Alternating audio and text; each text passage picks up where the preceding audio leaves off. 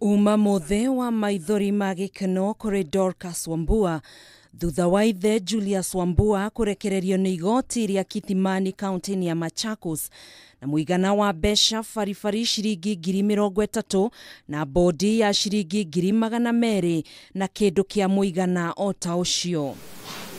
Wambua aratumikagira Kioho kia maisha njera-ini ya Kamiti thutha wa ihitia riria ekuwagirwo ati nianyitire mwari wake kiahinya mwaka-ini wa 2011. Tume ya kutetea haki za binadamu tuliweza kuichukua hii kesi na leo Justice Odunga amesema kulingana na article 50 sub article 6 ya katiba ya Kenya, hii kesi inaweza kuanza. No mwaka muhituku mwari wake Dorcas Wambua niauburirie ati wuira uria heanite mbere ya igoti wa kuuga ithe niamunyitire kiahinya kwa mucii gicagi-ini kia Mamba mwena wa Yata kaunti ya Machakos wari wa maheni, agithingiriria kuuga nyina mumuciari niwe wamwirite arute wuira ucio niguo egune we mwene.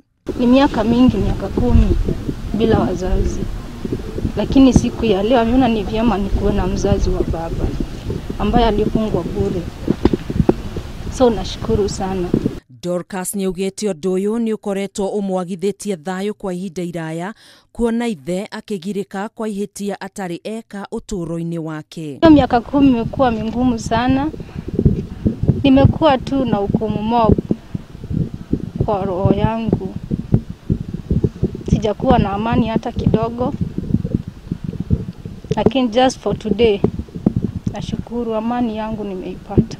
Ona kuhana uguo jaji wa igoti riri George Odunga niathanire Wambua athitangwo weru angikorwo wabici cia thitango cia muingi ni ikuona itua riri niriagiriire kuona cira uyu ni uguciriirie muingi na njira nene. Since he was out on bail pending his trial, I hereby reinstate the same orders.